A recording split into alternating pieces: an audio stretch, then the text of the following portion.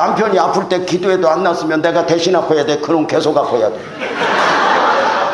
끊임없이 내려놔야 합니다. 돈 100만 원, 돈 1000만 원 주었다고 해답이 아니잖아. 너 언제까지 이렇게 살래? 바쁜지 하나님이 그 다음엔 대답이 없어. 하나님은 자기 얼마만 하고 언제나 가보라. 진짜 은혜는 위로부터. 여러분이 주님이 원하는 대로 은혜 줄게 그럼 받을 자신 있어요? 제자들도 다 도망갔어요. 죽으러 가자고 하니까. 쉬운 게 아니에요. 그리고 오늘이 마지막 시간이 하고 내일 마지막 시간에 저와 함께 나누는 시간이 있어요. 오늘 이 밤을 기대합니다. 저는 첫 시간 여러분의 믿음은 안녕하십니까 물었고, 오후 시간에 여러분의 기도는 안녕하십니까 이렇게 물었습니다. 오늘 이 시간 이렇게 질문하고 싶습니다. 여러분의 소명은 안녕하십니까? 혹시 환경을 핑계하며 누구 때문에 무엇 때문에 하며 그 소명이 오염되어 있지는 않습니까? 오늘은 처음 주님 앞에 안수를 받을 때, 선교사로 파송을 받을 때에 가졌던 그 영성, 그 은혜들이 회복되기를 사모하며 말씀을 전하고자 합니다. 저는 저의 어릴 적 이야기를 여러분들과 함께 잠깐 나눴습니다. 말씀을 드린 대로 저는 5살 때 아버지가 돌아가시고 8살 때 어머니가 돌아가셨습니다. 가난한 집안에 어머니 아버지가 돌아가시니까 가족은 그가 형제여도 그가 누이여도 누가 도울 수 있는 입장이 아니었고 각자 흩어져 각자 도생, 각자의 삶을 살아야 했습니다. 개인적으로 어릴 때부터 저의 숙제는 어디 가서 먹지 어디 가서 자지가 큰 숙제였습니다. 부모 없이 성장하는 아이가 지불해야 될 때까지. 그래서 저는 우리 아이들이 태어났을 때 그 손을 잡고 기도했습니다. 하나님, 나 우리 아이들 곁에 오래 살게 해주세요. 그래서 아빠 노릇 많이 하게 해주세요. 왜? 저는 몸으로 삶으로 부모 없이 성장해야 하는 아이의 아픔을 이미 경험했으니까. 처절했죠. 저는 여러 가지의 과정을 거쳐 그 어린 나이에 팔려가보기도 했고, 앵벌이도 해봤고, 신문팔이도 해봤고, 14살 친구들 다 중학교에 갈 때 공장에 들어가서 공장 생활도 해봤고, 연탄 배달도 해봤고, 장사도 니아까 걸고 장사도 해봤습니다. 제가 왜 어릴 적 이야기를 다시 한번 되새길까요? 제가 고생을 얼마나 했는가 말씀드리기 위함이 아닙니다. 저는 몰랐습니다. 그 처절한 소년 안에, 그 60년 전 그 처절한 소년 안에 지금의 유대명이가 담겨 있는 거 몰랐습니다.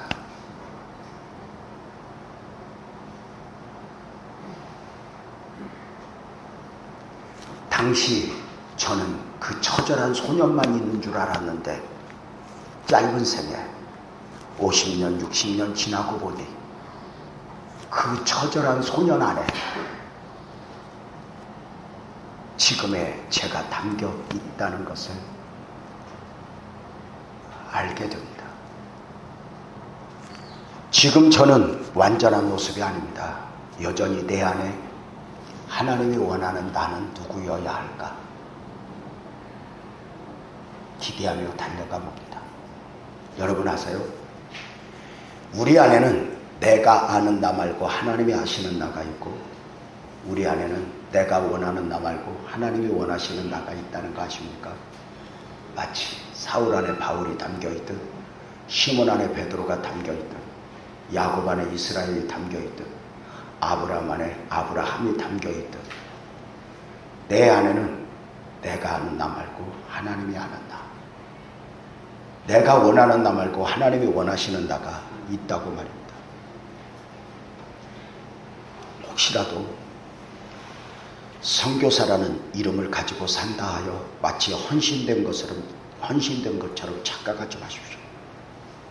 죄송하지만 저는 여러분에게만이 아니라 한국에서도 목사들에게 이야기합니다. 목사가 되었다는 것으로 마치 헌신 다한 것처럼 착각하지 말라고. 집사라는 이름으로, 장로라는 이름으로 헌신하듯 이제는 우리는 선교사라고 하는 직임을 가지고, 목사라는 직임을 가지고 복을 만들어내야 하고 드려져야 한다고 말입니다.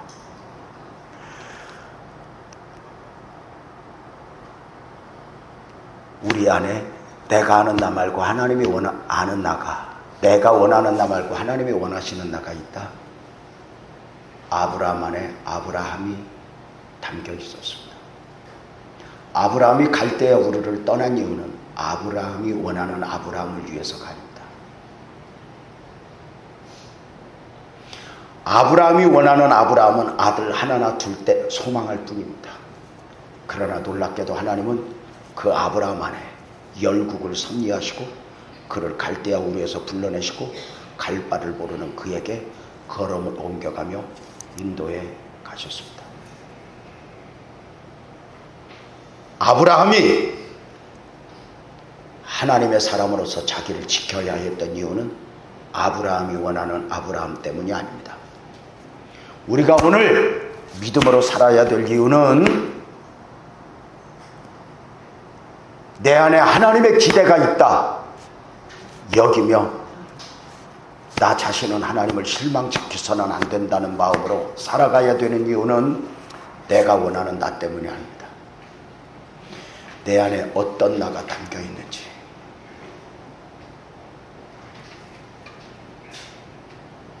저는 여러분에게 오후 시간에 이렇게 말씀을 드렸습니다. 하나님이 숨겨놓은 7,000명 위로만 받지 말자고, 그 7,000명 중에 한 명 나 있게 해달라고. 그래서 하나님은 여전히 나를 향한 기대를 가지고 계시다고.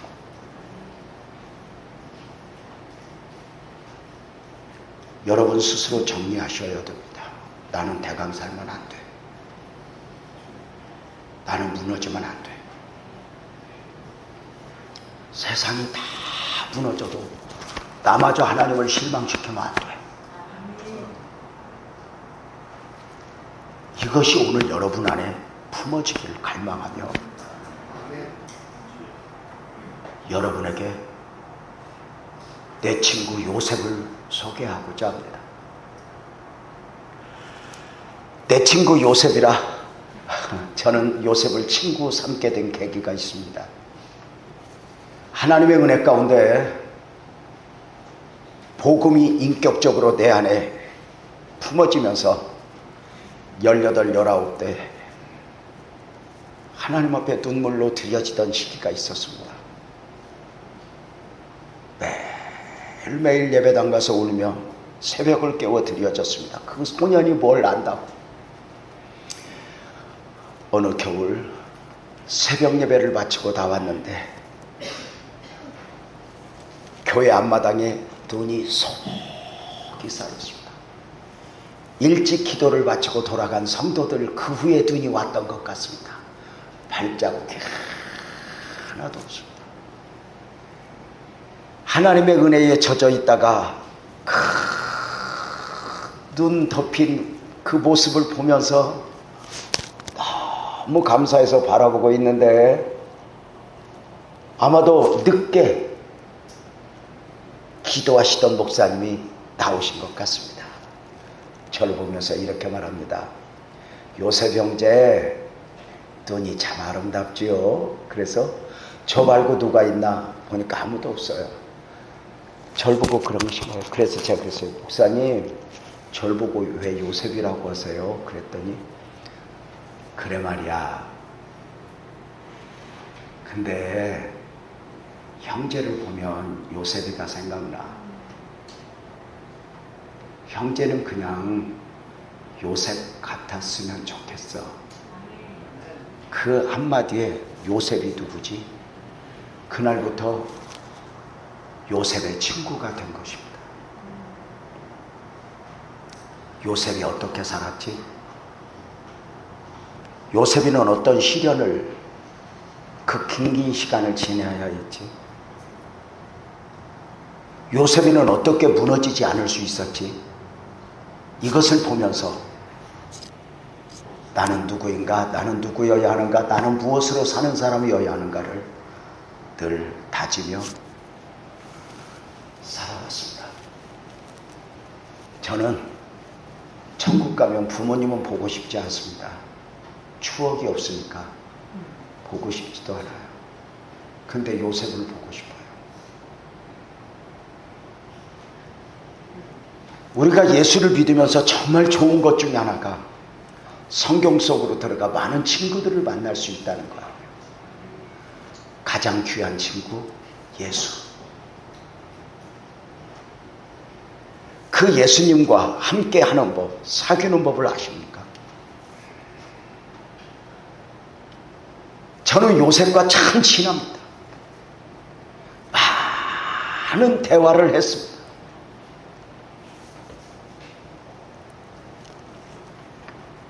그래서 제가 요셉을 제일 잘한다고 생각을 하고, 우리 장로님들 오셨지만 제가 웃으면서 언젠가 그랬어요. 요셉 설교는 내가 대한민국에서 제일 잘할걸. 잘해서 잘하는 게 아니라 내 친구 이야기니까. 오늘 우리가 창세기 45장 1절에서 5절을 읽었는데, 이 본문에는 어떤 장면이 소개되고 있냐면, 애굽의 총리가 된 요셉과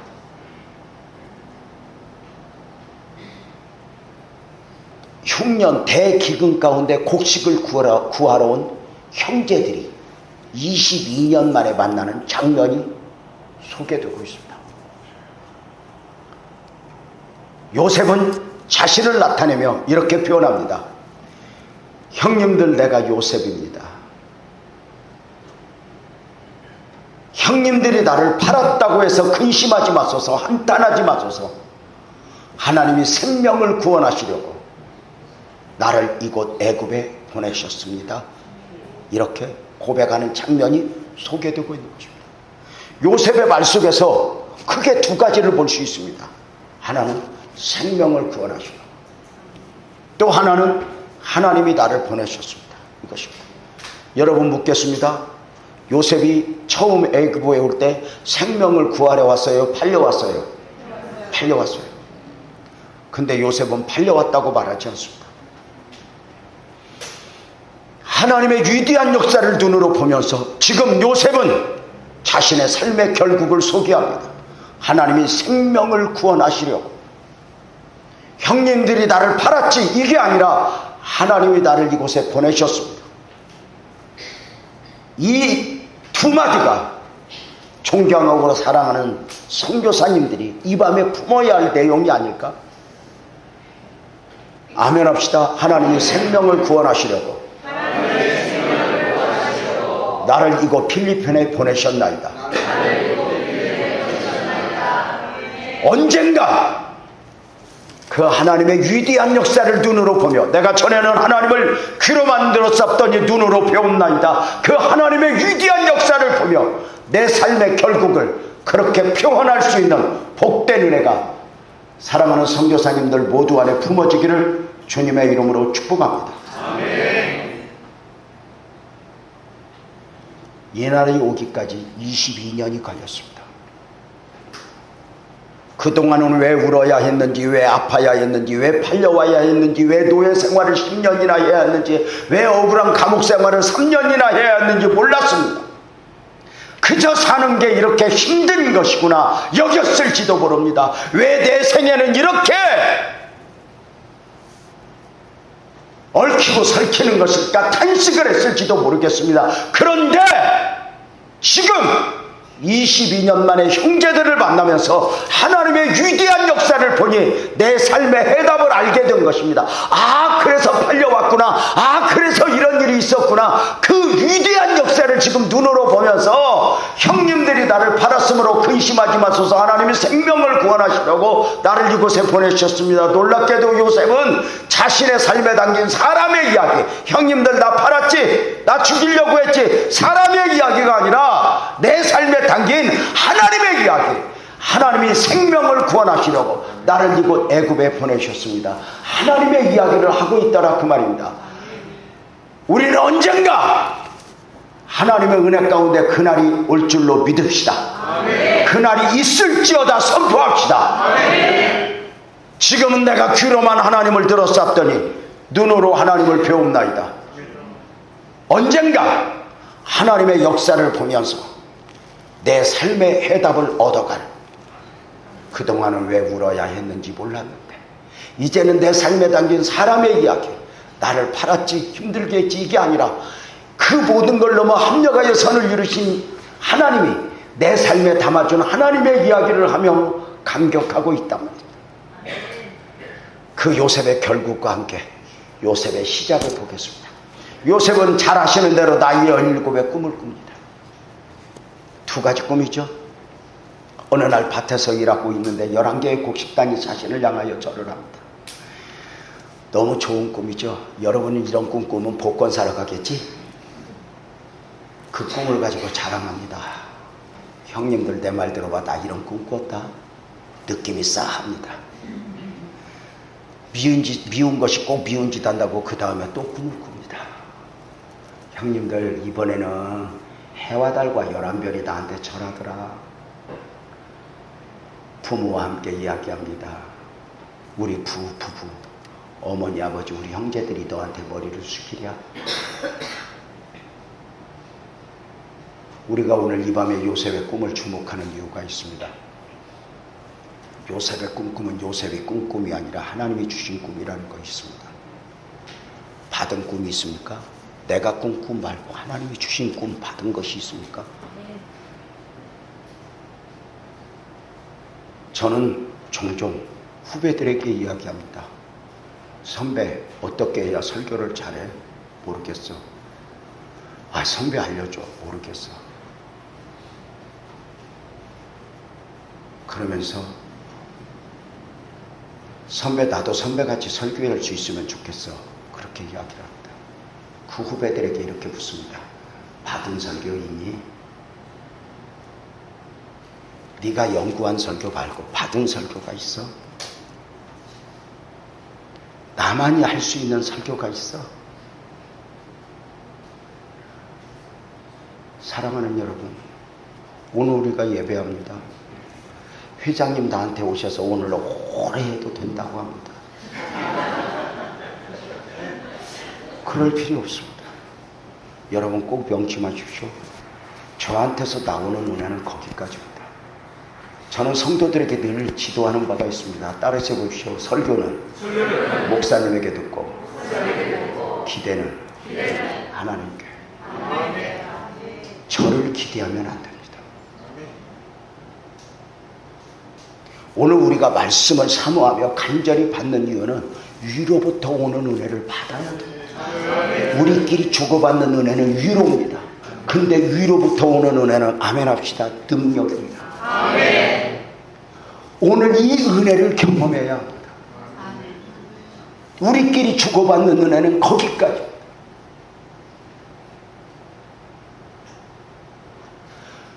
목사님에게 좋은 말씀 들었어. 오늘 은혜 받아서 거기까지입니다. 그런데 진짜 은혜는 위로부터 오는 거예요. 오늘 우리가 목사님을 통해 설교 듣는 것도 좋지만 사실 이런 설교 정도야 인터넷 들어가면 많이 듣습니다. 그럼에도 현장에 와서 이렇게 갈망하는 이유는 뭐냐? 위로부터 오는 은혜, 그 은혜를 사모하는 거예요. 저도 이런 강의를 합니다. 제가 일방적으로 은혜 끼친다고 생각하세요? 위로부터 오는 은혜를 갈망하는 거죠. 요셉이 꾼 꿈은 요셉이 꾼 꿈이 아닙니다. 하나님이 주신 꿈입니다. 내가 만든 길은 길이 아닙니다. 내가 만든 은혜는 은혜가 아닙니다. 하나님이 주신 은혜, 하나님으로부터 받은 것이 있는가? 이것이 진정한 간증입니다. 우리가 요셉의 꿈을 주목하는 또 하나의 이유가 있습니다. 요셉의 꿈은 요셉의 출세나 성공이 아닙니다.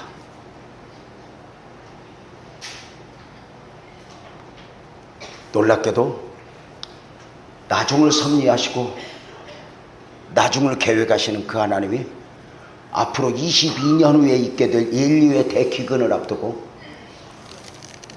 20년 후에 있게 될 인류의 대기근을 앞두고 생명 구원의 계획을 세우신 하나님이 그 생명 구원 섭리 가운데 요셉의 인생의 꿈을 통해 개입하신 것입니다. 다시 말씀을 드립니다. 요셉의 꿈을 우리가 주목하는 이유는 요셉의 꿈은 요셉의 출세나 성공이 아니라 앞으로 20년 후에 있게 될 인류의 대기근 가운데 생명 구원 섭리, 생명 구원의 계획을 세우신 하나님이 요셉의 인생의 꿈을 통해 요셉의 인생에 개입하셨다고 말합니다. 그렇다면 묻겠습니다. 요셉의 인생에 나중 생명 구원 섭리 가운데 요셉의 꿈을 통해 요셉의 인생에 개입하신 하나님을 요셉은 안다 모른다? 모릅니다. 그러나 분명한 것이 있습니다. 이제부터 요셉이 사는 것은 요셉이 사는 것이 아니어야 하겠습니다. 요셉이 원해서가 아닙니다. 일방적 섭리입니다. 우리가 선교사가 되기를, 목사가 되기를 원해서가 아니라 어느 날 하나님의 뜻과 섭리 가운데 그 소명이 우리 안에게 주어진 것처럼 요셉의 꿈 안에는 하나님의 구원 섭리가 담겨진 것입니다. 그런데 우리는 하나님의 역사가 내 삶에 담겨졌다면 좋은 일이 있을 것으로만 생각하지만 아니었습니다. 성경 속으로 들어가 보면 위대한 하나님의 구원 역사가 시작되면 언제나 마귀가 먼저 움직였습니다. 하나님은 출애굽 계획을 세우십니다. 그리고 모세를 보내십니다. 마귀는 더 먼저 알고 바로의 마음을 움직여 사내 아이가 태어나면 나일강에 던져 죽이라는 법을 만들어 놓고 기다립니다.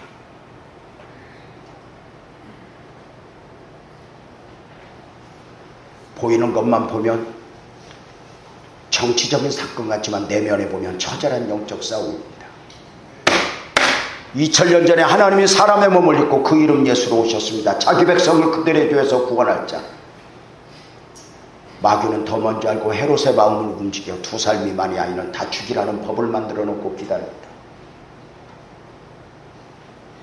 그냥 보이는 것만 보면 헤롯의 정치적 야만이지만 하나님의 시각으로 보면 위대한 하나님의 구원 역사 앞에 있어지는 처절한 영적 전쟁입니다. 우리가 선교사로 오면 좋은 일만 있습니까? 아니요. 저는 잘 모릅니다. 선교지. 여러분만큼 알 수 없습니다. 그러나 원리는 있습니다. 오자마자 내가 의지하던, 내가 나를 도와주던 군상들은 다 어디로 가고 결국은 하나님이 아니면 안 되는 사람으로 딱 갖다 놓는 그 하나님의 솜씨의 오묘함을 여러분이 이미 경험하셨을 거라고 생각을 합니다. 목회하면서 배운 원리 있습니다. 더 좋은 환경은 없다. 더 좋은 사람은 없다. 우리는 더 좋은 환경을 기대하는 선교사, 목사가 아닙니다. 그 환경을 이겨낼 믿음을 구하는 게 우리의 방향입니다. 식사하면서 목사님들과 나눔을 가졌습니다. 목회와 선교는 광야에서 하는 거라고. 광야의 특징이 뭐죠? 아무것도 없는 곳, 아무것도 할 수 없는 곳, 길도 없고 물도 없고 아무것도 할 수 없는 곳, 아무것도 할 것이 없는데 주파수를 하나님께 맞추면 할 일이 많은 곳, 그것이 광야입니다. 가끔은 개척교회 후배들이, 선교사님들이 사역할 것이 없다고 말합니다. 기도는 중보의 씨름은 누가 해요? 할 것을 안 합니다.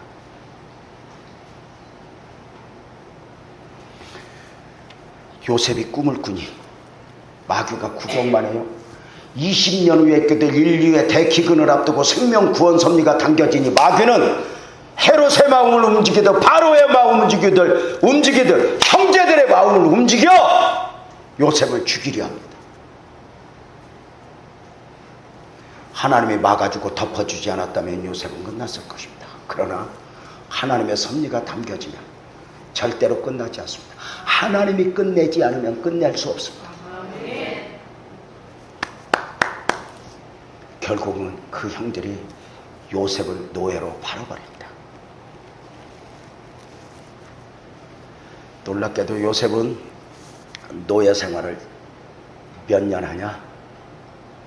10년을 합니다. 노예입니다. 직장 생활이 아닙니다. 노예의 특징은 팔려와서 나도 내 것이 아닙니다. 내 미래도 내 것이 아닙니다. 물건입니다. 노예 생활 10년 겨우겨우 견뎠는데 한 여인의 유혹 가운데 또 한 여인의 어떤 모함을 씌우는 그 사건 앞에서 요셉은 억울하게 감옥 생활을 3년을 하게 됩니다. 하나님의 위대한 역사가 심겨지면 내가 사는 것은 내가 사는 것이 아니여 내 안에 그리스도께서 사신 것이라면 비단길이 깔려야 할 것 같은데 놀랍게도 요셉은 노예 생활 10년 감옥 생활 3년 처절한 삶을 살게 됩니다. 이때 우리는 오해합니다. 하나님이 나와 함께 하는데 하나님의 비전이 내 안에 심겨졌는데 왜 나는 이렇게 얽히고 설켜야 돼?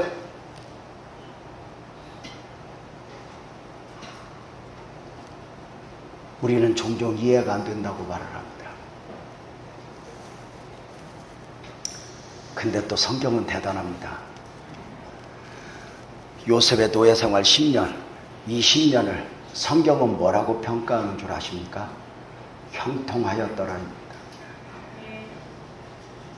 요셉의 감옥 생활 3년, 억울하게 감옥 생활하는 그 3년을 뭐라고 표현한 줄 아십니까? 형통하였더라 이렇게 표현합니다. 여러분 한번 물어봅시다. 솔직히 요셉의 삶은 형통이에요, 불통이에요? 불통이죠. 요셉이 노예하고 싶어서 했어요? 끌려왔죠. 나도 내가 아니잖아요. 내 의지로 뭐 할 수 있는 게 아무것도 없잖아요.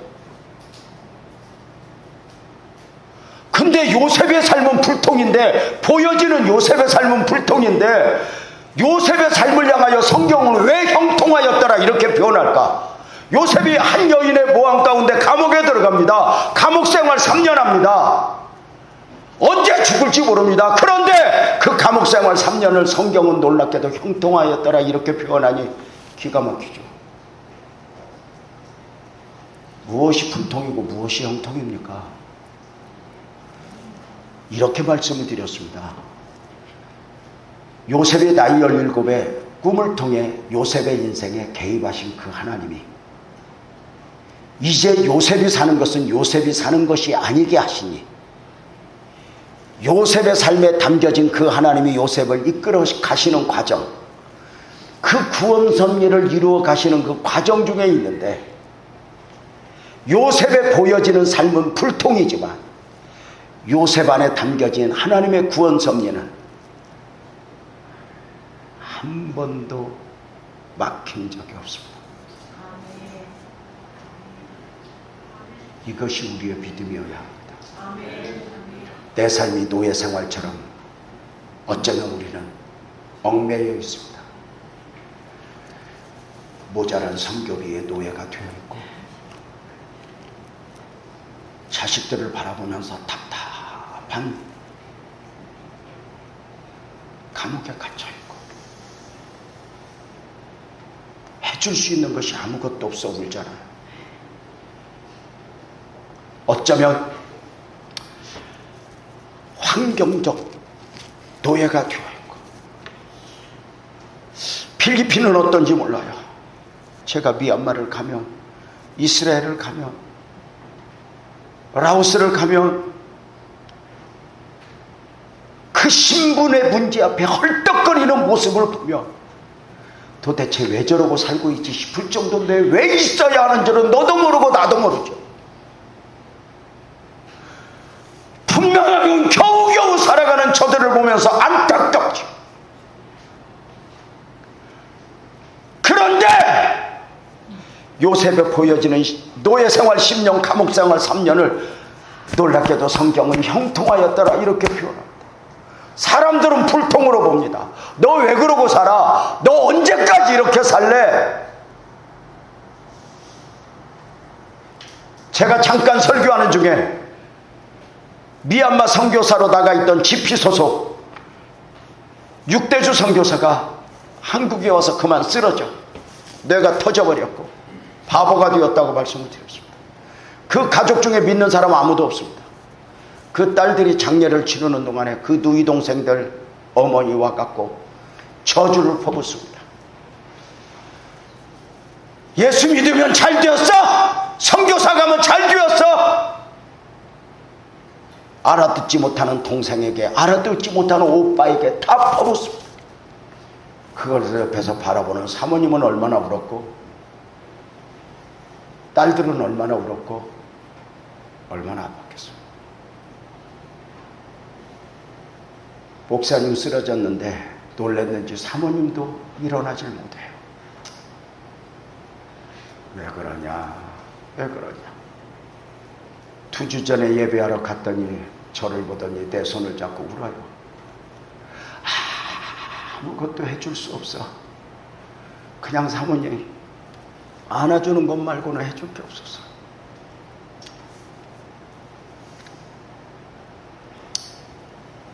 우리가 목사를 하고 선교사를 하면 꿈을 꾸잖아요. 하나님 나 쓰시옵소서. 나 좀 빛깔나게 하시옵소서. 뭔가 좀 더 내놓을 것이 있게 하십시오. 그런데 불통이에요. 아무것도 말할 게 없어서. 근데 성경은 이렇게 말해요. 형통하였더라. 그래서 이렇게 말하죠. 우리의 사역, 우리의 삶을 크게 하면 합시다. 보여지는 사람들의 평가에 맡기지 말고 크게 하면 합시다. 하나님의 평가에 맡기자. 성경의 평가에 맡기자. 이거 쓰러지면, 이거 놓아버리면, 이것에서 흐려지면 우리는 무너집니다.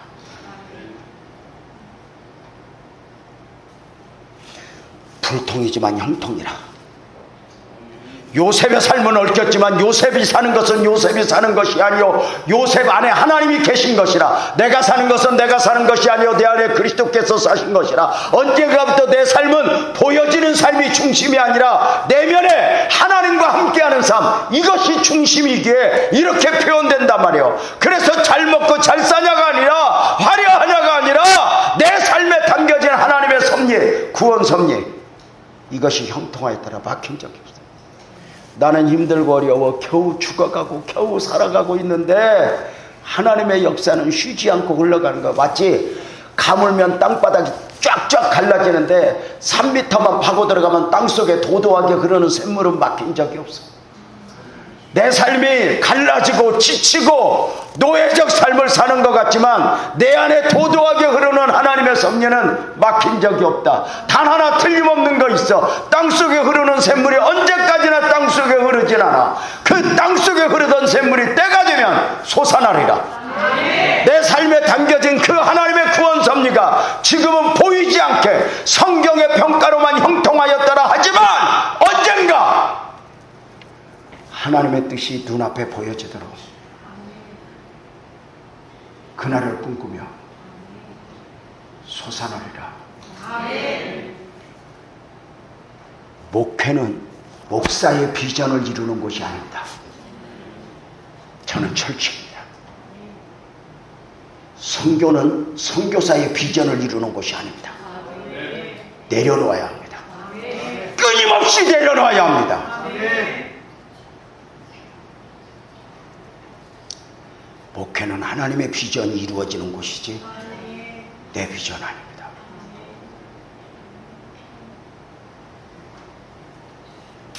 내 마음대로 안 됐어요? 당연합니다. 내 마음대로 안 되는 거 너무 당연합니다. 그런데 내 마음대로 안 된다고 걱정할 거 없는 건 내 안에 사는 것은 내가 사는 것이 아니요 내 안에 그리스도께서 사신 것이라 하나님의 구원 역사는 막힌 적이 없이 도도하게 흘러갑니다. 우리는 100년도 못 사는 인생이 이렇게 짧은 개우기엔 있지만 하나님은 긴 역사 가운데 한 점처럼 우리는 그 역사의 흔적에서 한 점처럼 한 퍼즐 조각처럼 사용되어지는 것입니다. 꼭 믿으십시오. 내 삶에 크게 하면 합시다. 내 안에는 내가 원하는 나 말고 하나님이 원하시는 나가 있다. 내 안에는 위대한 하나님의 구원 섭리가 담겨 있던 바 내가 사는 것은 내가 사는 것이 아니 내 안에 그리스도께서 사신 것이니 그리스도께서 지금은 보이지 않게 흘러가지만 언젠가 크게 하면 합시다. 솟아나리라. 그날을 기다리며 지금은 믿음으로 믿지만 지금은 믿음으로 사역하지만 언젠가 내 사역에서 하나님의 역사를 볼 수 있는 은혜를 주시옵소서. 지금은 믿음으로 믿고 사역하지만 언젠가 그 하나님의 위대한 역사를 눈으로 보며 사역할 수 있도록 하나님 내게 복을 주시옵소서. 갈망하는 거죠. 이날이 오기까지 놀랍게도 요셉은 언젠가부터 내 삶을 설명하려고 애쓰지 않습니다. 쉽게 표현하면 여러분 물어봅시다. 요셉이 노예 생활 몇 년 했다고? 10년. 직장 생활이 아니라 노예야. 나도 내 것이 아니야. 팔려왔어. 그러면 요셉이 노예 생활할 때 요셉만 노예 생활했겠어? 아니면 다른 노예도 있었겠어? 자, 그러면 상식적으로 다른 노예가 요셉에게 이런 거 안 물어봤겠어? 나는 이러저러 했었는데 요셉 너는 어쩌다 노예 됐니? 그래서 요셉이가 설명하려고 뭐라고 그래야 돼? 나 형놈들 때문에 일을 바득바득 하면서 내가 언젠가 원수 갚을 거야. 무협지 형식으로 선교사 사명을 감당하겠어요? 놀랍게도 요셉은 언젠가부터 입을 닫아 꿈자랑하다 얽힌 뒤로 내 삶을 설명하려고 애쓰지 않아. 믿음으로 믿는 것이 설명되어 줄 수 없는 거야. 그래서 요셉 너 어쩌다 노예됐어? 그러면 형놈들 때문에 보여지는 이야기를 하는 것이 아니라 믿음으로 말하고 싶은데 말할 게 없으니까 입을 닫아. 설명하려고 했었잖아. 요셉이가 감옥 생활을 했어. 3년. 억울하게 감옥 들어갔어. 그 감옥에 요셉만 죄수였어서 다른 죄수도 있었겠어요. 있겠지. 다른 죄수가 안 물어봤겠어? 나는 이러다 들어왔는데 너는 어쩌다 들어왔냐? 요셉이가 말을 하라고 하면 요셉이는 뭐라 그래야 돼? 그년 때문에. 내가 그년 원수를 갚을 거야. 나한테 이렇게 억울하게? 놀랍게도 요셉은 사람의 이야기를 하지 않아. 22년 만에 내 삶에 담긴 하나님의 이야기를 눈으로 보면서 말하기까지 언젠가부터 입을 닫아요. 내 삶을 설명하려고 애쓰지 않아요. 여러분, 선교사 하면서 선교사역이 힘들어. 선교사 이렇게 했다고 보고하려니까 힘들어. 어려워서 못 알아들어? 우리는 언젠가부터 사람에게 인정받으려고 자꾸 설명해요. 자꾸 포장해야 돼. 싫은 거예요. 사람이 힘들어서 힘들어. 힘든 걸 설명하려니까 힘들어. 별로 이해가 안 돼. 또 처녀가 시집 못 간 것이 힘들어. 못 간 것을 설명하려니까 힘들어. 안 가고 싶어서 안 갔겠어.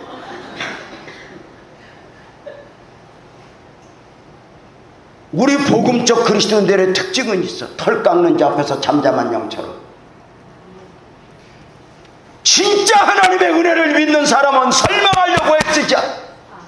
내가 왜 힘든가? 내가 왜 이렇게 억울한가? 내가 왜 노예로 살아야 하는가? 내가 왜 감옥에 살아야 하는가? 설명하려고 애쓰지 않아. 언젠가부터 입을 닫아. 저는 성도들과 함께 이야기하면서 그래. 어떻게 해야 될지 모를 때는 가만히 있어. 사는 게 힘들면 오늘만 살아. 너희 염려를 내일 일은 내일 염려할 것이오. 이 말은 너의 내일은 네 것이 아니야. 나한테 맡겨. 여러분의 대부분 염려는 오늘 거야, 내일 거야? 못 알아들어? 다시 여러분의 염려는 오늘 거야, 내일 거야? 내일 것도 아니야. 10년 후에 거, 20년 후에 거. 오늘만 생각하면 대한민국에서 제일 필리핀에서 팔자 들어진 사람이 누구야? 나요. 아니 지금 이 선교사님들 이쁜 드레스 입고 찬양하는 거 봐봐. 얼마나 이뻐. 담대하잖아요. 언제 이렇게 가슴골을 파갖고 노래하겠어요.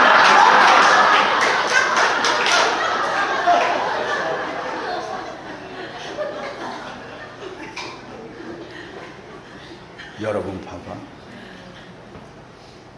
하나님은 우리의 욕심대로 앉아서 그렇지 필요는 채워줘. 절대 원리.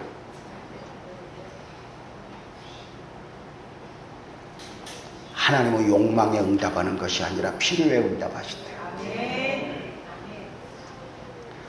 하나님은 너의 내일은 나한테 맡겨. 너는 오늘만 살아. 여러분 우리가 믿음으로 10년 20년 살으라면 살 수 있어 없어? 없어. 근데 오늘 하루 믿음으로 살려면 까짓 몇 시간 남지도 않았는데 이 시간은 내가 싹 믿음으로 살아보지 뭐. 살 수 있지. 그 오늘 하루. 내 삶을 누구에게 설명하려고 했어? 여러분 어려우면 어려운 대로 비참해져. 내가 말씀드렸죠. 하나님 나 좀 도와줘라 1000번만 번 울어도 자존심 안 상하게 하는 분은 하나님밖에 없어. 사람을 향하여 내 도움이 될까 바라보면 바라볼수록 내 자신이 초라해져. 여러분 한번 물어봅시다. 출애굽한 이스라엘 백성들이 광야에서 원망하다 천국 가나안 못 갔어. 묻겠습니다. 모세는 원망했을까 안 했을까? 다윗은 원망했을까 안 했을까? 했어. 뭐가 다를까? 모세와 다윗은 하나님 앞에만 했어. 사람들에게는 믿음을 보이고. 근데 광야 이스라엘 백성들은 자기들끼리 원망해. 하나님이 없다고 애굽으로 돌아가죠. 모세 죽이고 다른 장관 세우죠. 참 하나님 앞에 물어봤어. 참 매력인 게 뭐냐면 사람이 억울해서 울고 부모 죽어서 울고 뭐 애들 때문에 울고 그러면 진이 빠진다. 그런데 하나님 앞에 물어봤어. 2시간 3시간 울면 기운이 넘쳐서 이불 빨래 하러 가. 이걸 물어본 사람이 알아. 힘의 원천은 아멘 해봐. 하늘로부터 와요. 우리의 위로, 우리의 기쁨, 우리의 행복이 위로부터 오지 무슨 땅에서 와. 돈 몇 푼 쥐었다고 돈 100만원 돈 1000만원 쥐었다고 해답이 아니잖아. 사실 우리 그런 거 다 내던지고 여기에 왔잖아요.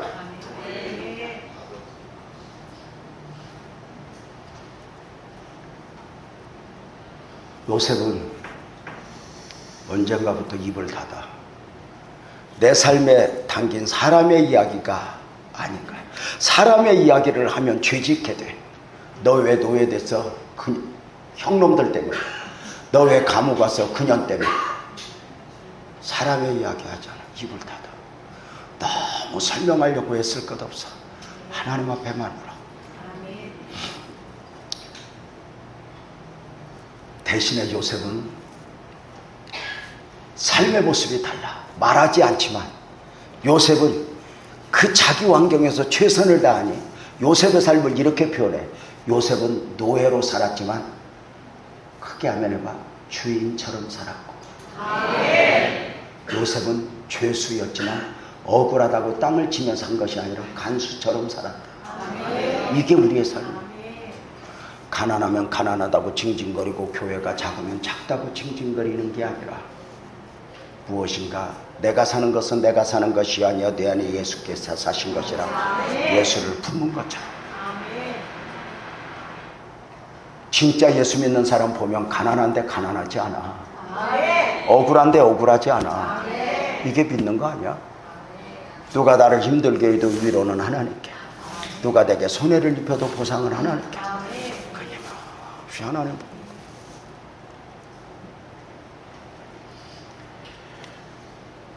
노예인데 노예처럼 살지 않고 환경에 가난의 노예, 질병의 노예, 환경의 노예인데 그렇게 살지 않고 주인처럼 살아. 환경을 지배당하는 자가 아니라 지배하는 자로 산다. 나는 노예야. 탄식하며 사는 것이 아니라 나는 왜 이렇게 사역이 얽혀? 나는 왜 여기에 갇혀 있는 것이 아니라 괜찮아. 여러분 스스로를 축복하십시오. 여러분 스스로에게 괜찮다고 말해 주십시오. 누가 말해 줄 거 없습니다. 저는 거울 보면서 종종 재명아 괜찮아.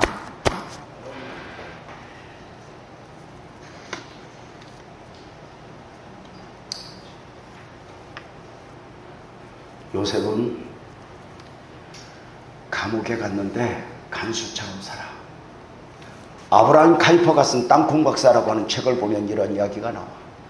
마당을 썰어도 주인의식을 가지고 썰어라. 너는 언젠가 주인이 될 것이다. 근데 마당을 쓸면서 세월 탓하고 환경 탓하면서 원망 불평하면 너는 평생 빗자루를 놓지 못할 것이다.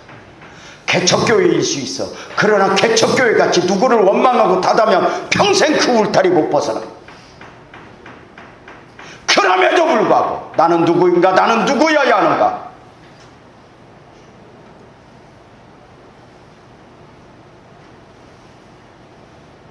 별것 없는데 별것이 있는 사람처럼 나는 여호와 보시기에 존귀한 자라 스스로 위로받으며. 누가 그렇게 나를 칭찬해? 누가 그렇게 나를 박수쳐? 누가 그렇게 나를 응원해줘? 내 주변에 있는 사람은 지만 잘 살아도 나 도와주는 거예요. 나한테 도움이 되고 안 되고 상관없이 지만 잘 살아도 나한테 도와주는 거예요. 누가 그렇게 나에게 도움이 돼? 뭐가 그렇게 마음에 들어? 배우자가 마음에 들어? 여러분, 우리가 믿음으로 사는 것이 아니듯 배우자하고 살 때 살고 싶어서만 사는 게 아니잖아. 여러분, 살고 싶어서 살아. 안 살면 안 되니까 살아. 그래도 살고 싶어서 사는 사람 있을까? 아멘, 아멘 해봐. 배우자하고 살고 싶어서 사는 사람만 아멘 해봐. 미친 거요. 아니, 지금까지 그렇게 조직의 쓴맛을 보고도 아직까지 살고 싶어. 아이고. 거짓말도 하지 마. 여러분, 우리가 기도할 때 이렇게 기도할 때 보면은 자식을 위해서 기도할 때가 응답이 빨라. 남편을 위해서 기도할 때가 응답이 빨라. 아들을 위해서 기도할 때가 응답이 빨라. 남편을 위해서 기도할 때가 응답이 빨라. 아들이야. 왜? 아들은 사랑으로 오고 남편은 미워서 오니까. 여러분, 아들이 병 걸려서 기도해도 안 났으면 왜 응답이 빠르냐면, 우리 아들이 기도해도 안 났으면 우리 아들이 계속 아파야 돼. 내가 대신 아팠으면 좋겠어. 그래서 빨리 낫는 거예요. 남편이 아플 때 기도해도 안 났으면 내가 대신 아파야 돼. 그럼 계속 아파야 돼.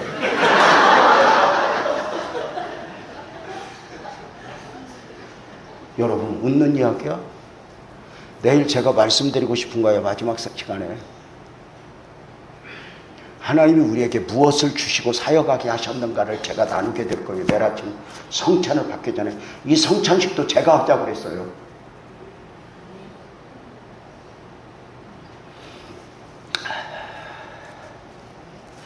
요셉은 상처받지 않네요. 누구 때문에, 무엇 때문에.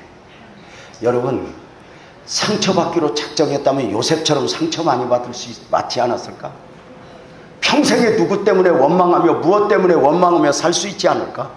진짜 하나님의 은혜를 흠뻑 입으면요, 내 안에 미운 사람이 없다. 난 진짜 어릴 때부터 살면서 엄청 두드러 맞았고 엄청 빼앗겼고 엄청 힘들게 살았거든.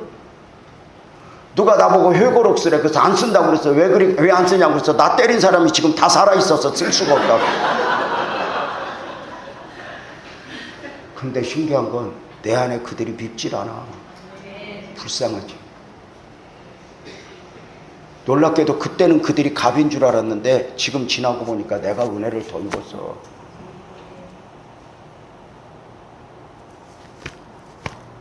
나는 요셉이 제일 대단한 게 뭔 줄 알아? 요셉이 총리 되고 나서야. 이 모든 긴긴 터널을 지나서 요셉이가 총리 됐어. 나 같으면 총리 되면 제일 먼저 뭐 할까? 여러분들, 나 같으면 근현대과부터 해.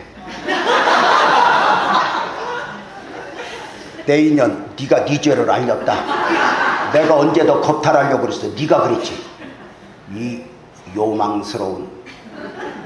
그래서 사또식으로 심판을 하며 정죄하며 자기 한을 풀 것 같아.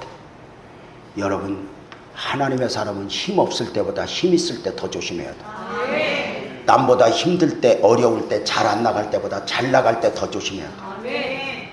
요셉은 총리가 되고 나서 자신의 힘을 가지고 한 풀려고 애쓰지 않아. 실컷해야 우리가 사역을 성공해야 되는 이유는 어디 가서 좀 말하려고 그래? 사람에게 보이려고 그렇게 배고픈 거요?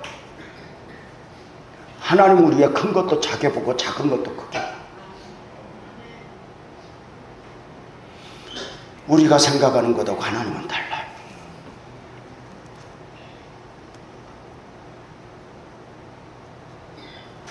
다윗의 매력이 뭔 줄 알아요? 자신을 죽이려는 사울 앞에서 힘자랑을 하지 않는 거예요.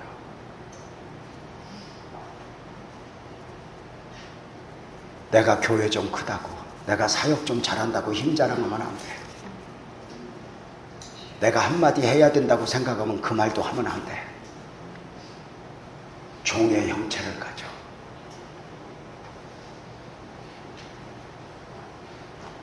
꼭 기억하십시오.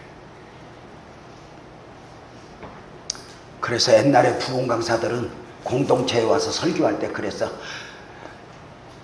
그런 소리 혹시 들어본 적 있어? 닭장에 평을 날려면 늙은 닭을 잡아야 해요. 그런 소리 들은 적 있어요, 없어요?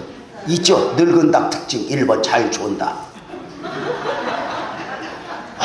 언제나 햇빛이 잘 들어오는 자리 교회에 늘 앉아서 줘. 늙은 닭 특징 2번째, 모이는 많이 먹고 알은 안 낳는다. 생산성이 전혀 없어. 늙은 닭 특징 3번째, 싸납다. 닭장의 혈투라고 알아?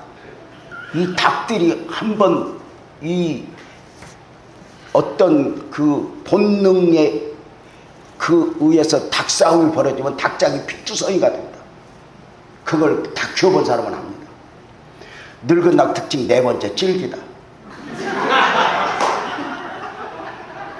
웬만큼 삶아서는 이빨 빠져. 그냥 압력밥솥에 푹 고아야 그냥 노곤노곤할 때 죽이나 겨우 써먹지.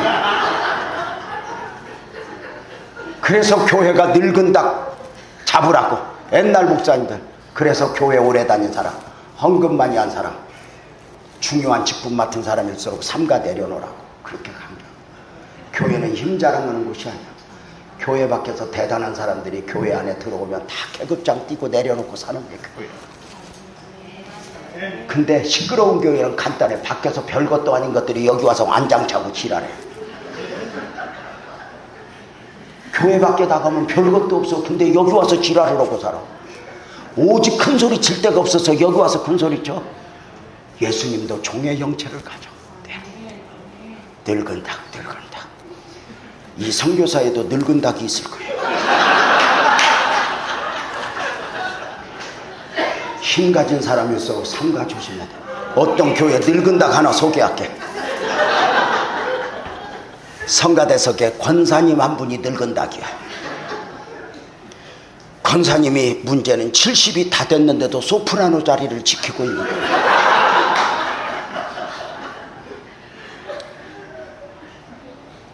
남자하고 여자하고 달라.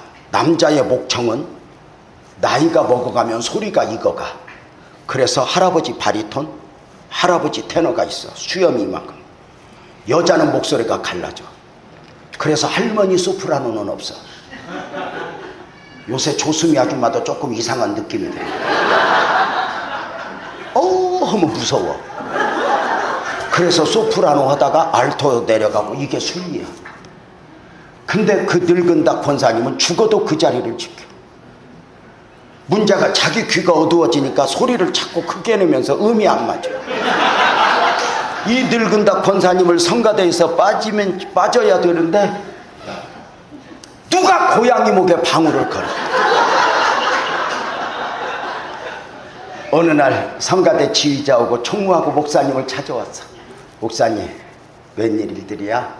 목사님, 아무개 권사님 좀 성가대에서 빠지라고 해주세요. 왜? 그냥 하지. 화음이 안 돼요. 은혜가 안 돼요. 미치겠어요. 좀 빠지라고 해주세요. 그냥 하지. 목사님도 무서워하죠? 알아! 목사도 그 권사 무서워한다는 거. 그래도 목사가 뭘 무서워해 한마디 가오를 잡지. 알았어, 내가 이야기할게. 한 달을 기다렸지만 목사님이 얘기했겠어 못 했겠어? 그렇지 못하지. 성가대 지휘자하고 총무하고 한 달 만에 찾아왔어. 목사님 말 못했죠? 미안해 못했어. 그래요, 그냥 권사님 성가대 허락을 해주세요. 그지 좀 못해도 허락 그러면 되겠지. 그럼요, 권사님 허락을 해서요. 우리가 빠질게요.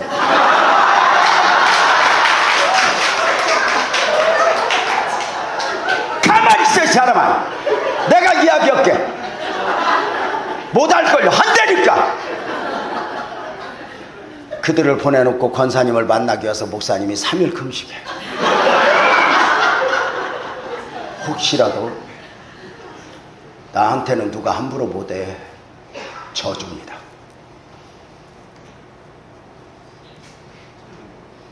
늙을수록 평안해야 됩니다. 젊은 선교사들이 안길 많고. 잔소리하지 마십시오. 여러분도 못한 걸 왜 그들한테 시킵니까?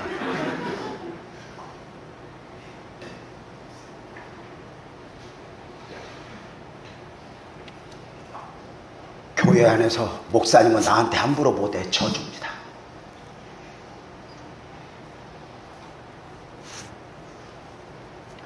목사가 뭘 의논하고 싶고 나누고 싶으면 평안해야지. 성도 만나기 위해서 3일 금식하면 좋겠어? 금식 마치고 권사님 불렀어요. 목사님 왜요? 권사님 부탁이 있어. 왜요? 내가 기도했는데 권사님 용기를 낸 거야. 권사님 성가대에서 좀 빠지면 안 될까? 그새 회로가 돌아가. 권사님 늙은 닭의 특징이야. 왜요? 누가 뭐라고 해요? 아니야, 누가 뭐라 그래. 누가 아니야 목사님. 그년들이 모여서 쏙쏙거리는데 내 이야기 하는 것 같더라고. 내가 2년들 가서 머리를 그냥 싹 하는 순간 목사가 그냥 두면 안 되겠다 그래서 덤태기를 쓰기로 작성을 했어. 아니야, 누가 뭐라고 한 게 아니라 권사님이 성가대에서 찬양하면 내가 제일 많이 알아듣잖아. 언젠가부터 권사님 목소리가 은혜가 안 되더라고. 화음도 안 되고 덤태기를 쓰기로 한 거야. 싸움 붙으니까. 차라리 목사가 욕먹고 말지. 그래서 언젠부터 권사님 목소리가 은혜가 안 돼서 좀 빠졌으면 좋겠다 해서 용기 내서 이야기한 거야. 권사님 성가대에서 그만하자. 그랬더니 권사님이 한숨을 푹 쉬면서 한마디로 끝냈어.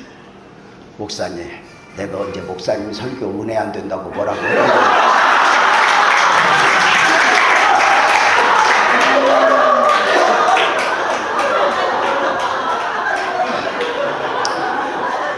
나도 30년 넘게 목사님 앞에서 설교 들으면서 참 힘들 때 많이 있지.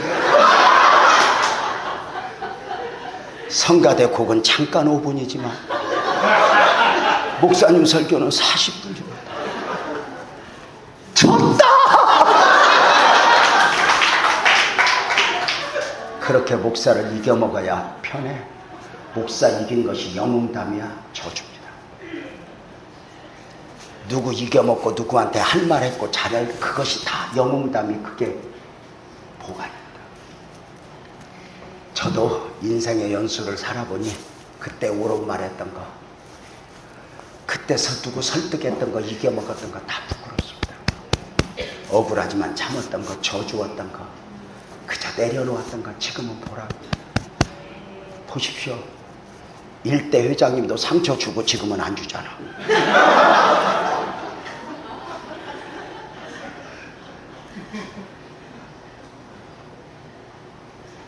늙을수록 익어야 됩니다. 누가라도 내 품에 올 수 있도록. 괜찮아, 괜찮아. 어른 대접 받으려고 하지 말고.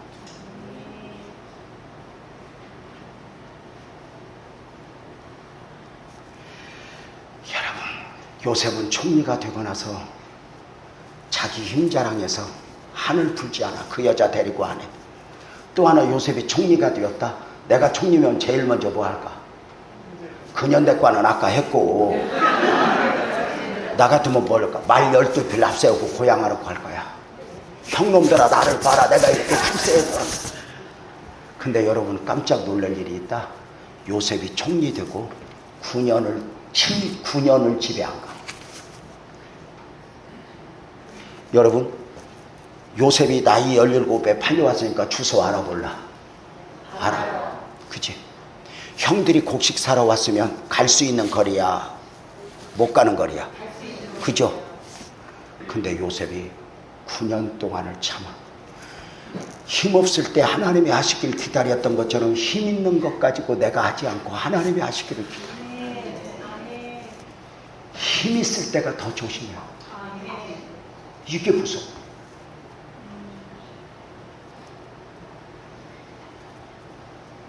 나 같으면 아버지가 얼마나 궁금해. 아버지가 얼마나 보고 싶어. 그런데 9년 동안 안 가. 나 같으면 나는 안 가도 비서 보내서 야 가서 살짝 보고 와. 우리 노인 살아계신가. 아멘. 인간적인 건 하지 않아. 지금까지 내가 만든 길은 내가 만든 길이 아니라 하나님이 하셨어. 내가 사는 것은 내가 사는 것이 아니어야 했는데 힘 없을 때만이 아니라 힘이 있는데도 내가 사는 것은 내가 사는 것이 아니야.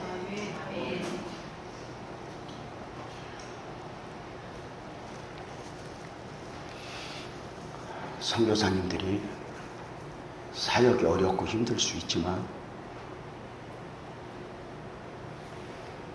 여러분은 나중에 크게 사역에 성공하면 어떻게 하셨으면 좋겠어? 그걸 지금 그렇게 살아. 노예인데 주인처럼. 아무것도 없는데 무엇인가 가진 것처럼. 억울한 죄수인데 간수처럼. 내가 가진 어설픈 돈으로 잘난 체에 좀 하나님 앞에 드렸다고? 그러지 마.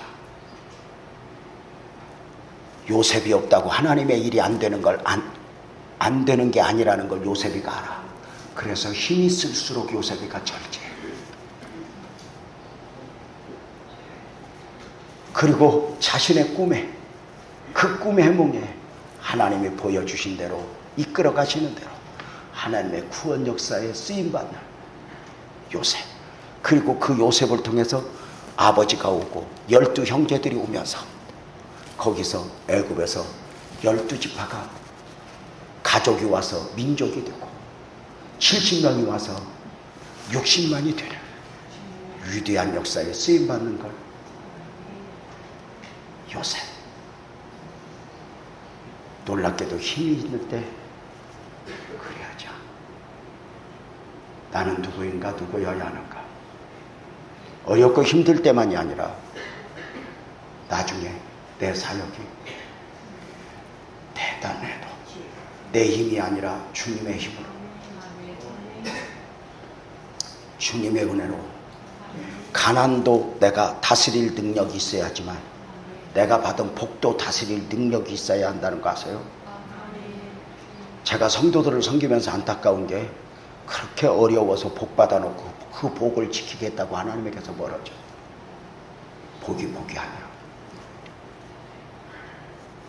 지금 고난을 다스리는 연습은 그 연습이 되어가면서 나중에 복 받아도 그 복 앞에서 휘둘리지 않고 하나님의 멋진 사람으로 살 만큼 무장이 되어가는 과정이라고 여기고 인내하며 달려가야 되는 거 아닐까? 아멘.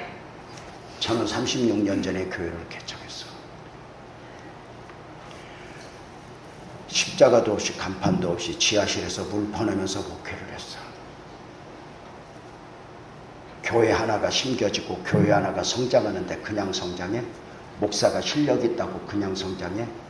저는 이렇게 필리핀 한인교회 이 목양교회 이 모습을 보면서 깜짝 놀랐어. 그 목사라 언젠가부터 보이지 않는 게 보여. 필리핀 마닐라 목양교회가 여기까지 오는 동안 목사는 몇 번이나 죽었다 살아났을까? 사모님은 몇 번이나 도망가고 싶었을까? 하나님의 일은 피와 눈물을 먹고 이루어지는 역사예요. 복음이 복음될 때 힘으로 됐어. 예수님의 피와 눈물을 먹고 복음이 복음됐어. 한 나라에서 한 나라로 복음이 가는데 그냥 복음이 가? 선교사들의 피와 눈물을 먹고 자. 그 복음이 정착돼. 왜 그런 마음이 내 안에 있을까? 내가 그렇게 물어봤거든. 지하실에서 물 퍼내면서 목회하면서 아내와 함께 기도하는 가운데 첫 번째 왔던 아픔. 언젠가 식사를 하러 갔는데 우리 아내가 양은밥상을 펴고 식사를 준비하다가 갑자기 목에서 피가 한 주먹이나 나와. 순간 우리 아내가 이렇게 닦는데 처음 닦는 게 아니야. 내가 볼 때 처음 봤지. 우리 아내가 이렇게 닦으면서 나를 보고 놀래. 당신 왜 그래? 그랬더니 여보 나 아파. 많이 아파? 많이 아파. 언제부터 아팠어? 오래됐어. 근데 왜 아프다고 이야기 안 했어? 그랬더니 우리 아내가 그래. 여보 미안해. 내가 아파서 교회 개척하는 당신에게 짐 될까봐 무서워서 말 안 했어. 내가 아파서 미안해. 아파서 미안해. 물어. 왜 아픈 게 미안한 거냐 이 바보야. 그리고 바로 병원으로 데리고 갔어.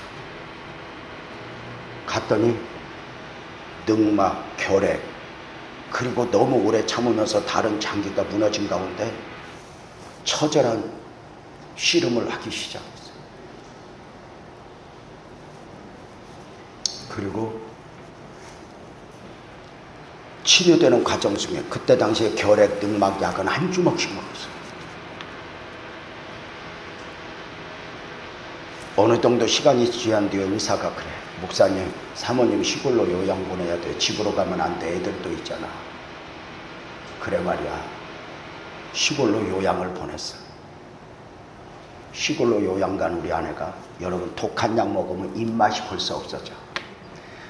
항암을 하는 환자들이 아파서 죽는 게 아니라 못 먹어서 죽는 데잖아. 모래알 씹는 것처럼 여기서 넘어가질 않아. 우리 아내가 독한 약 먹고 독한 주사 맞고 내려가면서 먹을 거 못 먹지. 남편 없지, 애들 없지, 교회 없지. 와, 뭔가 마음이 무너진 가운데 우리 아내는 거의 한 12년 동안을 할머니가 되어버렸어.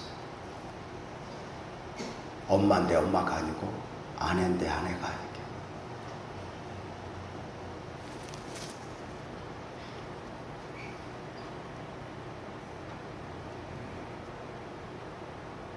우리 아내는 그냥 놔두면 죽을 것 같아서 집으로 데리고 왔어.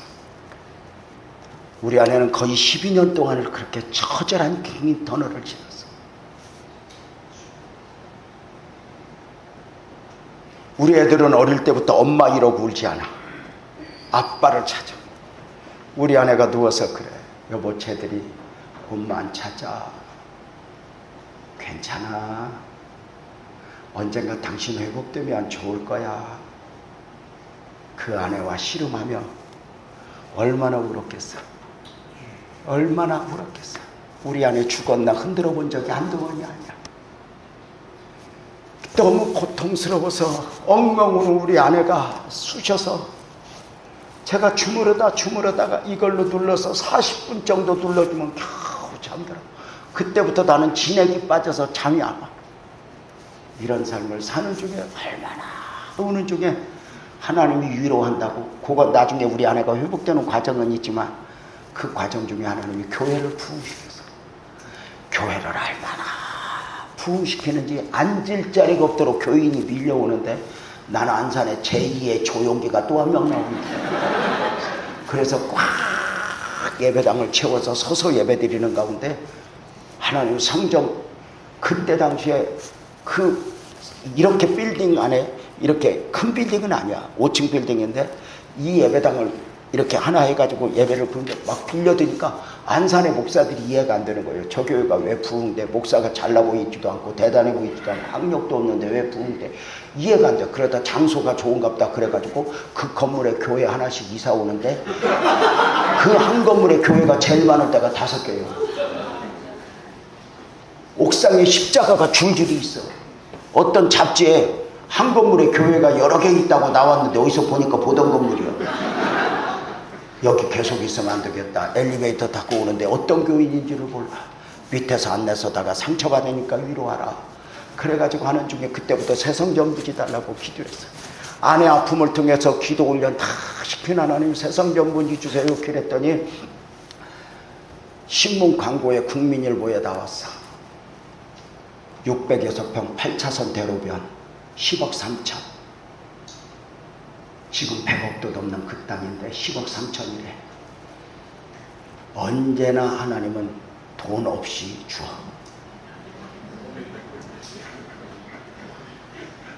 돈을 안 줘. 내가 얘기했잖아. 자기가 돈이 없어도 되니까 우리도 없어도 되는 줄. 감동만 주. 믿음으로야. 꼭 있죠. 내가 이번에 강의 못한 거 참 많은데 믿음으로. 홍해는 은혜로 건너고 요단은 믿음으로 건너. 광야는 은혜로 살고 요단은 믿음으로, 가나안 정복은 믿음으로. 믿음이 더 좋은 환경이 아니에요. 그래서 우리가 구해야 할 건 더 큰 믿음이지 더 좋은 환경이 아니잖아. 그 10억 3천 주고 땅을 사는데 아무것도 없어. 장로님들, 집사님들 보고 땅 세자니까 목사님 이 성경값도 못 갚았는데 뭔 땅이에요. 기도해놓고 현실이 되니까 부정하는 거지. 그래도 하자 그랬더니 아이 목사님 하자 그러니까 했으면 좋겠는데 계약금이라도 있어야 되는데 빚만 잔뜩 있잖아. 그랬더니 누가 또 빌려준대. 그래서 얼른 계약했어. 계약하고 약 8개월 동안을 잔금을 치렀어. 다 빌린 돈이야.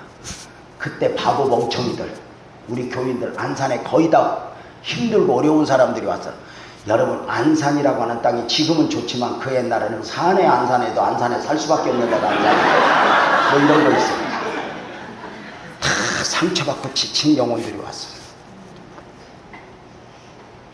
다 망해가지고 오고 부도나서 온 사람들이 대박이야. 당시, 지금은 아니야. 그때 당시에는 지나가는 여자들 10명 잡으면 5명, 6명은 이혼했든 재혼했든 혼자 살던. 그만큼 상처가 많았습니다. 안산이 뭐 물이 안 좋아서 이혼을 한 것이 아니라 마닐라에서 이혼을 하면 안산으로 와. 그렇게 상처가 많았어요. 그 속에서 제가 목회를 한 거예요.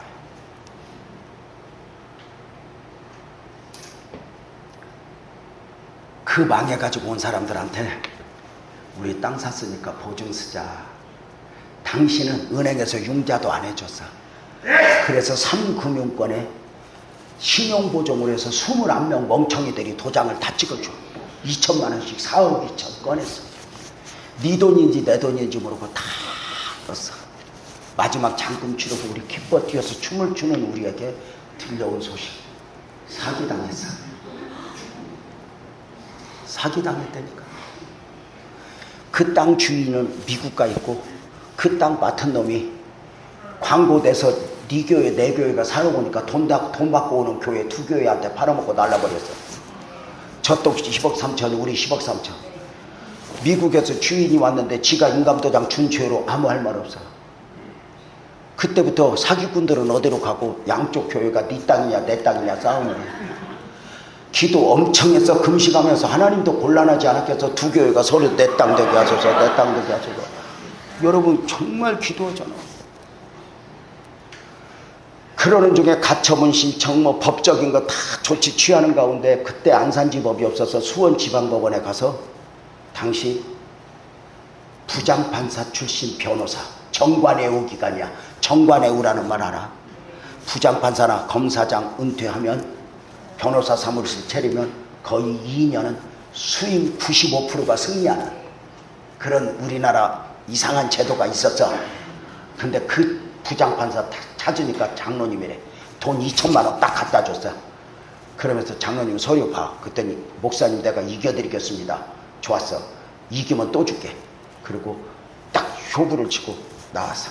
그때부터 처절한 싸움을 하면서 기도하고 막 법적인 싸움 준비하고 많은 거. 사기꾼은 간대였고 교회끼리 싸움 붙은 거라니까. 네 땅이냐 내 땅이냐 그러고 서로 막 주여 주여 하면서 하나님이 그 교회 쌈 붙는 교회 있잖아. 주여 주여 양쪽에서 막. 근데 어느 날 재판을 준비하는 중에 판사가 정해졌어요. 그 판사가 어설프게 예수 믿는 사람인지 양쪽 목사 장로를 불러서 갔더니 그 싸우지 마시오 교회끼리 더 간득해. 그러면서 그 양보가 복이라는데 그 둘 중에 하나 양보하시오. 양보하면 하고 싶어서 하는 게 아니라 빚만 4억 2천이고 다 빚덩어리고 다 신용불량자 되는 거잖아.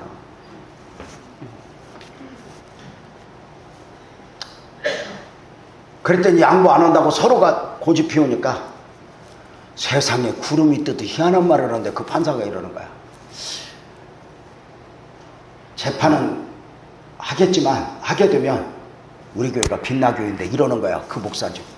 결국은 빛나교회가 이길 거예요. 판사가 그런 거야. 여러분 아멘 안 하지? 우리는 빛나교회가 이길 거예요 소리에 우리 장로님하고 내 손을 잡고 흔들었어. 너무 좋아서 손을 꽉 잡고 그 목사님을 봤더니 울어. 너무 안 되더라. 그 승리자의 구름이 떴어요. 그 은혜를 안고 밖으로 나왔더니 열받은 장로님은 차 타고 가버리고 목사님이 서 있어. 그쪽 목사님이 싸운 건 싸운 거더라도 재판은 재판이어도 목사는 목사잖아. 그 목사님이 여기 혼자 계세요 그랬더니 장로님이 가버렸대. 내가 모셔다 줄게요. 그러고 안산으로 데려다 주고 우리 교회로 왔다. 나중에 알았지만 원래 판사는 재판하기 전에 그런 말 하면 돼 안 돼? 안 되지. 근데 나는 그때 그걸 몰랐어. 그 말을 왜 했나 보니까 우리 부장판사 변호사가 자기 후배를 찔른 거야. 그러니까 여러분 오해하지 마. 지금 판검사는 부조리가 하나도 없습니다. 윤석열 이후 모든 판검사는 백옥처럼 깨끗하다.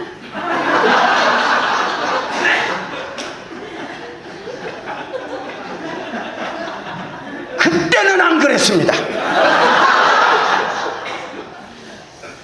근데 그걸 모르는 거야. 우리 부장판사가 후배 다독이면서 너 이거 이렇게 해. 나중에 알았습니다. 나중에 제가 재판 안 하겠다고 할 때 그 부장판사가 지랄을 했거든. 내가 다 이기도록 해놓으니까 그런 거였거든. 이제 그 목사님 내려주고 일단은 무슨 일 있으면 기도해야잖아요. 예배당 가서 두 손 들고 아버지 감사해요. 아버지 감사해요. 우리가 이긴다 소리 듣기해서 감사해요. 감사해요. 막 1시간 동안 감사 기도하고 뭐 할렐루야 안 해놓고 하다가 맨 마지막에 쓰잘데기 없는 기도를 하나 했어. 안 해도 되는데 입 서비스로. 아까 울던 목사님이 생각나서 하나님 그 교회 어떻게 해요? 그래서 그냥 이건 믿음으로 한 게 아니라 지나가도 그냥 한번 하고 하나님 그 교회 어떻게 하는 순간 그 하나님이 지금까지 잠잠하더니 갑자기 하나님 그 교회 어떻게 하는 순간 응답이 오는데 재명아 네가 양보해. 싫어요. 네가 해. 싫어요. 그때부터 하나님이 싫으니 너 안산에 재판하러 왔니? 목회하러니? 목회하러요. 너 생명 살리러 왔니? 땅 사러 왔니? 생명 살리러. 그럼 네가 양보해. 네가 양보하면 두 교회 다 살고 네가 고집 피우면 두 교회 다 죽어. 네가 해. 양보. 하나님 그 사람 보고 그 목사 보고 양보하라고 해주세요. 그 목사라고 양보하라고 해주세요. 아무리 저도 바쁜지 하나님이 그 다음엔 대답이 없어요. 하나님은 자기 얼마만 하고 언제나 가불어.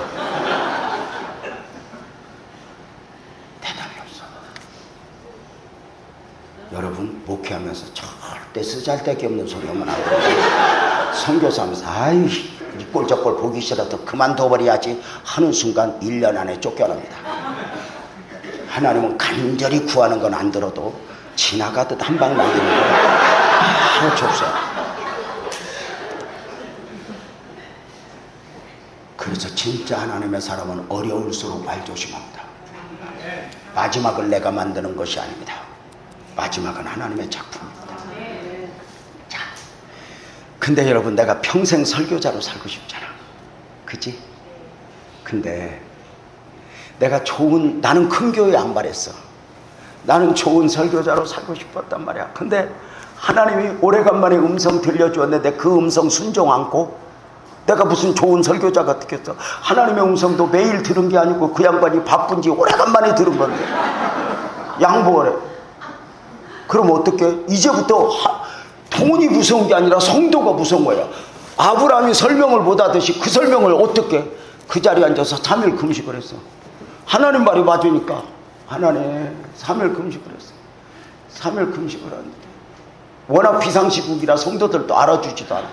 그때 아내가 계속 아팠을 때야. 3일 금식을 하고 주일날 성도들이 모여서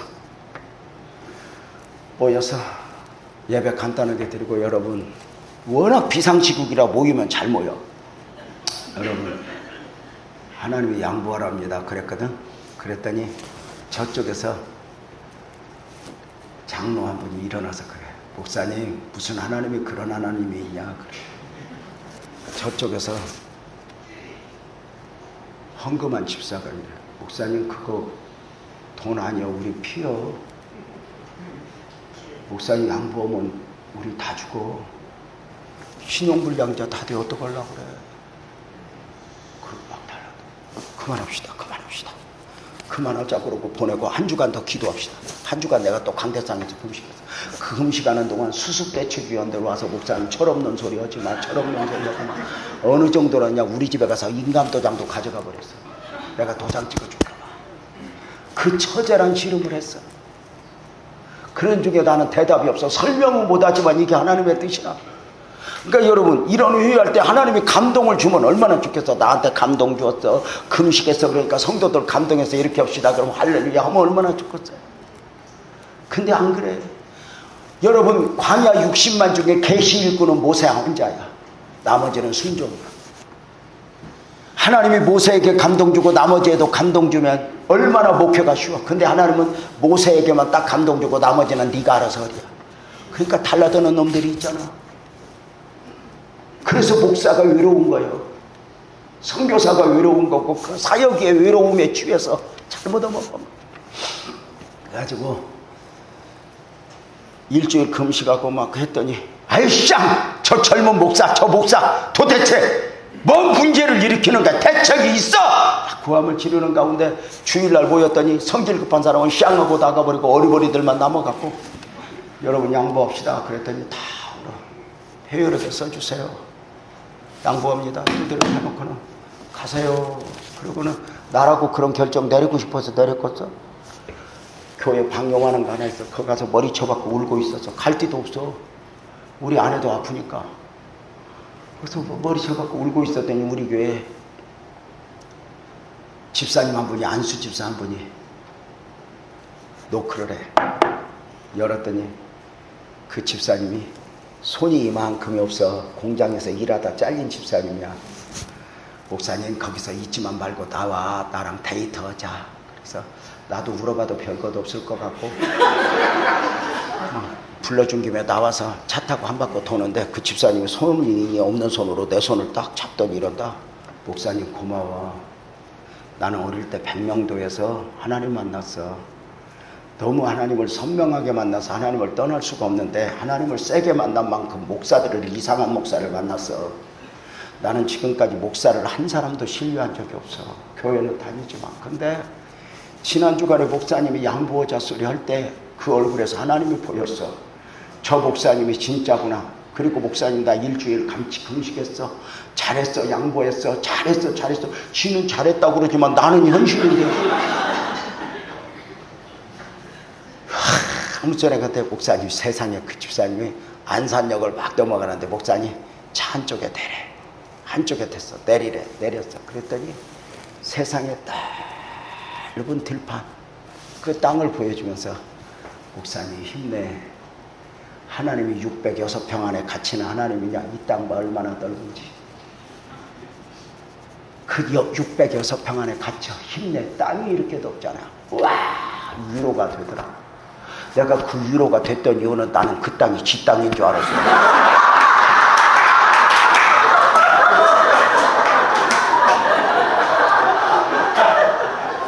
지 땅은 한 평도 없어. 근데 이상하다.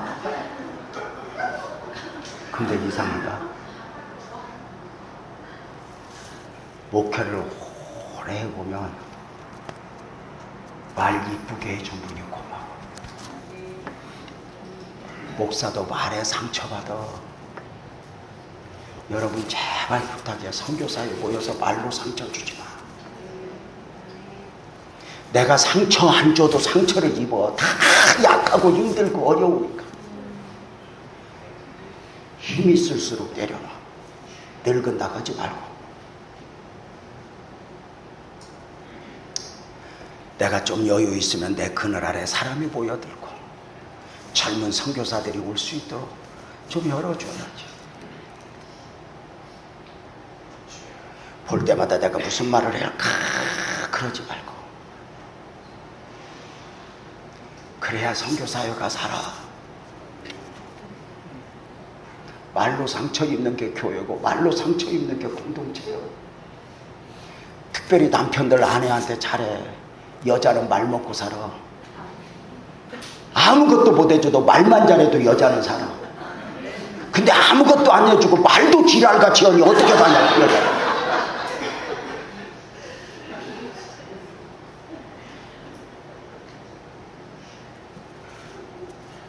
그렇게 해서 정리를 다 했더니 현대해상에 피 4억 2천에 아무 재산도 없이, 나는 실형 끝난 줄 알았어.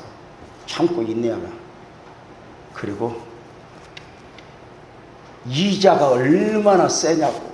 눈 감으면 편하고 눈 뜨면 불안하고 얼마나 몽롱하고 그러는지. 그래도 힘이 오더라고, 그 기도하니까. 그래서 목회 열심히 해야지. 그러고는 6월 달에 6개월 지나서 다 빚잔치 하고 6개월이 지나고 6월 달에 우리 지금 정영주 장로라고 있어. 정영주 집사네 집에 제자 훈련 시키러 8시부터 공부니까 늦으면 저 벌금이야. 그래서 7시 반에 막 가고 있는데 호주에서 유학 갔다 온 박효섭 집사한테 전화 와서 목사님 뭐해? 운전 중이야. 왜 전화했니? 그랬더니 아무개 집사가 물에 들어가서 안 나와. 그래서 나오겠지. 나 장난하는 줄 알았어. 왜 그러냐 그랬더니 목사님 운전 몇 분이면 끝나? 10분. 그랬더니 10분 있다가 전화한대. 올라가지 말래. 그래서 주차장에 파킹 시켜놓고 서 있었더니 전화가 와서 받았더니 이래. 6월 중순이니까 여름 성장교 준비하잖아. 안산이 바닷가야. 우리 교회 집사님들 교사들이 여름학교 준비하러 바닷가 칼국수 식당에 모이기로 했는데 시와오라고 있잖아. 그 좀 미리 온 성도들이 시간 늦은 교사들 기다리다가 우리 배 타고 한 바퀴 돌을까? 조각배가 있으니까 한 바퀴 돌다가 그 잔잔하던 바다가 순간 소용돌이를 쳤는데 수문을 열었는지 순간 소용돌이를 치는데 배가 엎어져서 6명이 물에 빠져 죽은 거예요.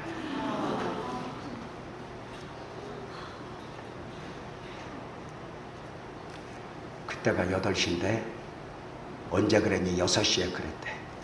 왜 이제 전화했냐 그랬더니 목사님 어떡하냐 그러고 우는 게 사체 설구는 건졌는데 사체 설구가 썰물처럼 빠져나갔는지 없다 그래.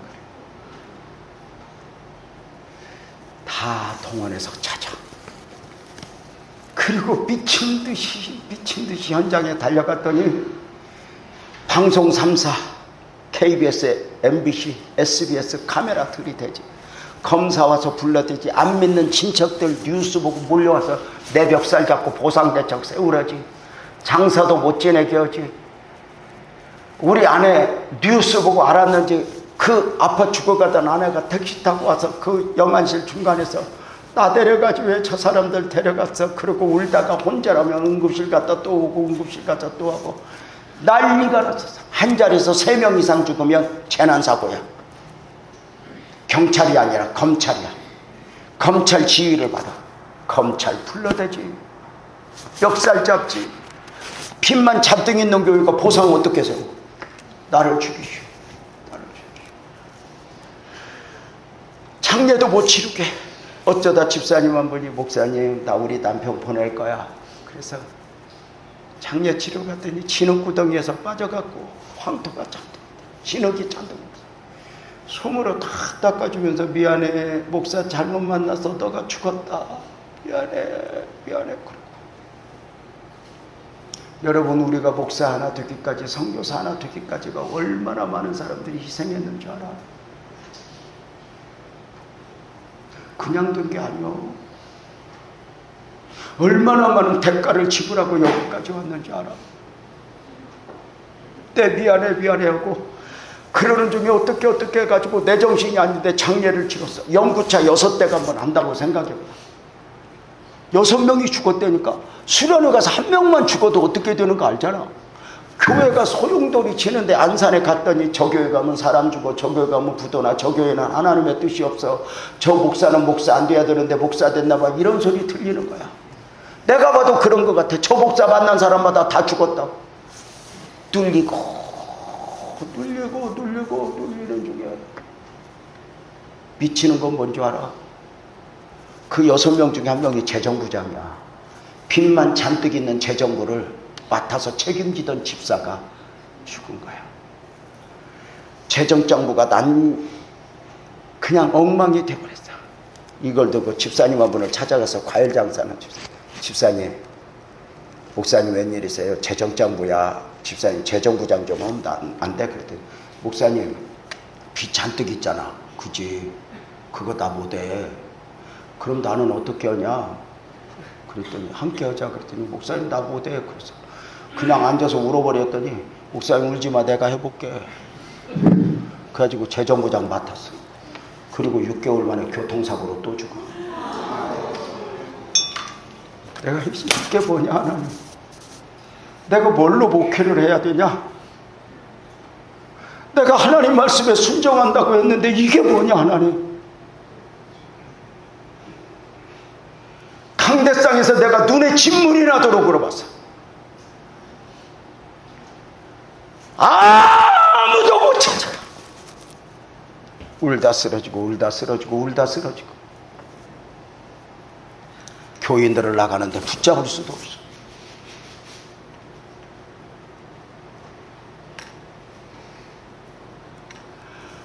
우리 아내 아프고 강대상에서 씨름하다 보니까 몸이 내가 먼저 죽을 것 같아. 몸이 너무너무 아픈 거야. 그래서 집에 가서 따뜻한 물로 좀 씻었으면 좋겠다 그러고 새벽 예배 마치고 가서 보니까 아내가 누워있어. 나 온 줄도 모르고 누워있어. 그래서 내 방에 들어가서 샤워하고 따뜻한 물로 내가 잠깐만 누워야지 그랬더니 몸이 나른해지는데 그때 당시 11살 단 우리 딸이 내 이불 속으로 쏙 들어와. 아빠. 그랬더니 딸 왔네. 그리고 안아줬더니 그 딸이 그래. 아빠 나 뭐 물어볼 거 있어. 뭔데? 아빠는 왜 엄마하고 함께 앉아? 억장이 무너지더라고. 미안해. 아빠는 원래 엄마하고 함께 자는 건데 아빠가 너무 아파. 엄마도 아픈데 아빠도 죽을 것 같아. 교회가 너무 힘들어. 딸, 아빠 기도 좀 해줄래? 딸 기도 소리가 듣고 싶어. 그 딸이 내 목을 끌어안고 하나님 우리 아빠 살려줘요. 아빠 기도하자 그랬더니 내 목을 끌어안고 11살짜리가 기도해. 하나님 우리 아빠 살려줘요. 우리 아빠 죽으면 어떻게 해요? 우리 아빠 죽으면 안 돼요. 우리 아빠 죽으면 교회는 어떻게 해요? 교회는 어떻게 하고 기도하는데 내가 우리 딸 기도 소리 가만히 들어보니까 이 딸이 내 걱정하는 게 아니라 교회 걱정하고 있어. 이게 목사 자식들이고 선교사 자식들이요. 우리 자식들은 동역자요. 얼마나 걔들도 피눈물 흘리는 줄 알아요?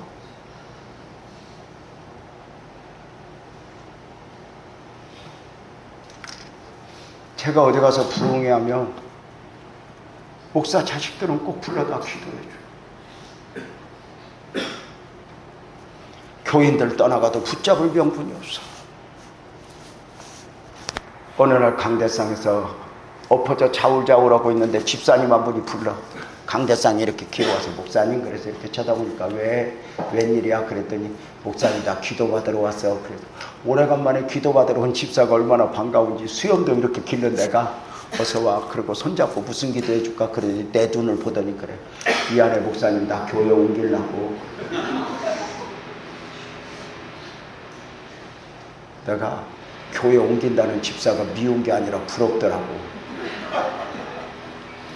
그래서 내가 손잡고 집사님 좋겠다 갈 수 있어서 나는 못 가. 집사님은 좋겠다 갈 수 있어서. 여러분 알잖아. 우리가 성도들 교회 나오네 안 나오네 우리 주변 떠나네 할 때 제일 도망가고 싶은 건 목사고 사모. 근데 보내신 분도 주님이니 거기서 머물러야 되잖아. 인위적으로 내 길을 만들면 반드시 대가를 치고 내가 만든 길은 길이 아니야.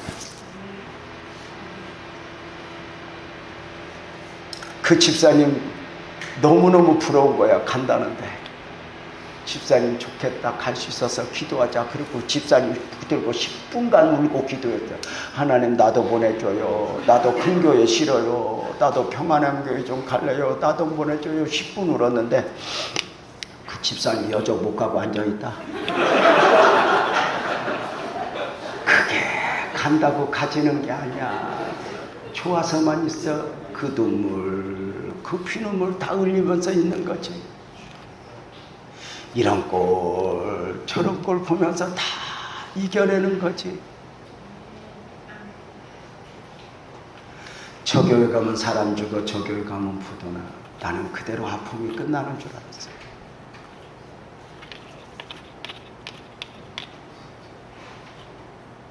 세월호 때 우리 아이들 6명이 또 죽어.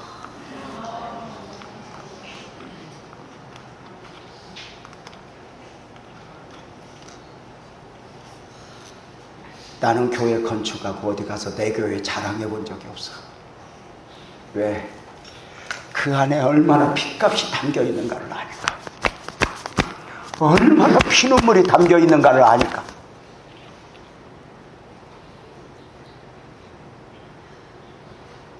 교회 성장에 담긴 아픔, 눈물, 피눈물을 내가 더 잘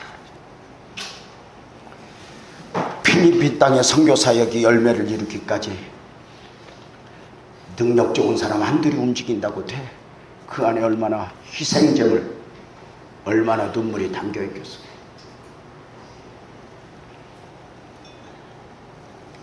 스데반이 나일 수 있고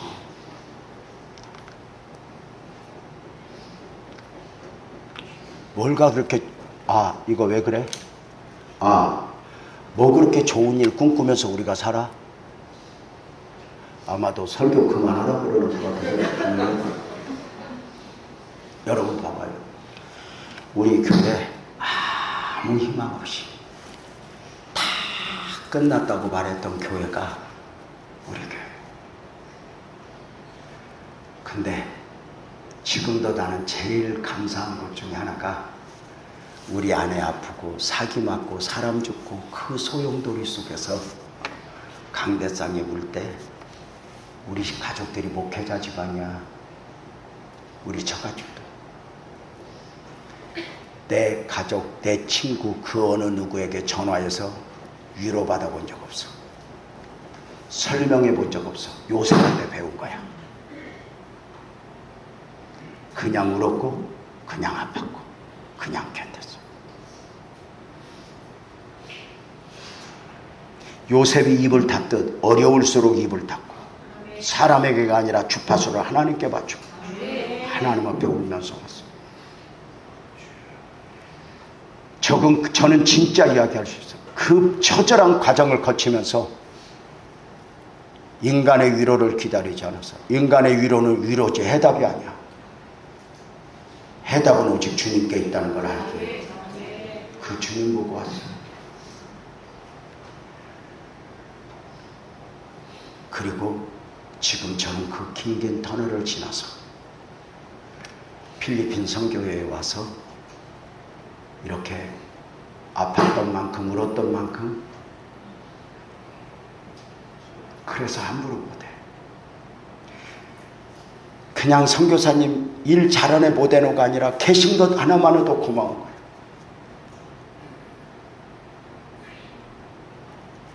그냥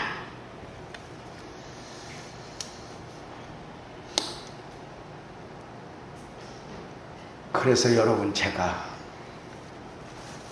단 한 번도 우리 교회 이야기를 사람이 이렇게 했습니다. 신문기사도 방송에도 책에도 내본 적이 없어요. 그래서 그걸 말하기에는 아픔이 너무 많아서 눈물이 너무 많아서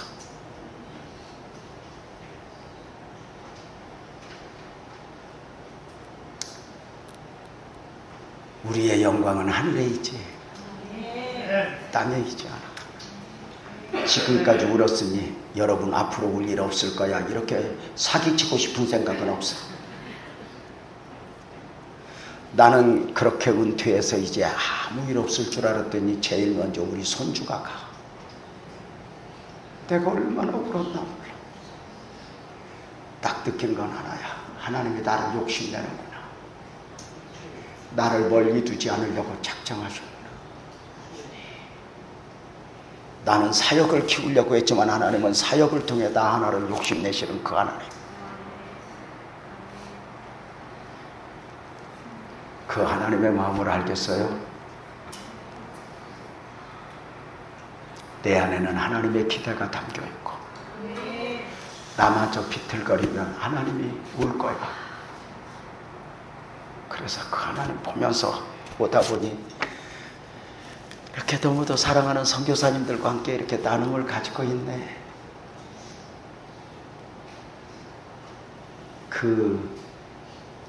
저는 어릴 때도 너무 처절하게 살았잖아. 부교육자도 호랭이 물어가게 했잖아. 그래서 하나님 앞에 울었거든. 하나님, 나는 어릴 때 고생 많이 했고 부교육 때 고생만 해서 나는 목회는 괜찮을 줄 알았는데 목회는 왜 더 힘들어? 단 한 번도 하나님이 아니면 안 될 때가 없었어. 지금도 여전히 그래. 하나님 있으면, 하나님 안에 있으면 다 괜찮아. 벗어나면 안 돼. 마지막을 내가 만들면 안 돼. 언젠가, 지금은 믿음으로 믿지만 언젠가 내 삶을 보며 내 사역을 보며 눈으로 하나님을 보면서 형님들이 나를 팔았으므로 근심하지 마소서, 한탄하지 마소서. 하나님이 생명을 구원하시고 나를 이곳 애굽에 보냈습니다. 내 삶에 담긴 하나님의 이야기를 지금은 믿음으로 하지만 언젠가 눈으로 보며 그날이 올 것을 믿고, 아니 그날이 와도 천국에 가면 주님 품에 안겨 다 그 해답을 알 수 있는 그날이 올 것을 믿고, 우리 마지막으로 찬송 하나 하고 기도했으면 좋겠어. 우리 찬송 준비해달라고 했는데 찬양팀 나와서 찬양, 내 마음의 주를 향한 사랑이, 이 찬송하면서 다짐하며 기도 한번 하려고 하는데 괜찮겠죠? 우리 찬양팀 얼른 나와요. 얼른 나와, 뛰어나와야 돼. 설교 늦게 했다고 또 우리 아내한테 벼락맞게 생겼는데, 나와도 왜 아내가 무서운지 몰라. 아, 참, 우리 한 가지 알려줄게. 우리 아내가 지금은 안 아파.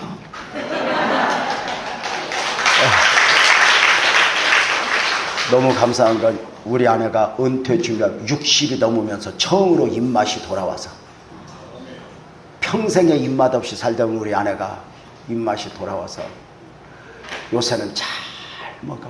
가보면 족발을 시켜 먹고 통닭을 시켜 먹고 보기가 좋아. 우리 생활비가 많이 들어 요새. 그래서 그냥 이쁜 거야. 고마운 거야. 남자들 배우자밖에 안 남아. 배우자 함부로 하지 마. 이런 말 들어봤어? 아내 거하라.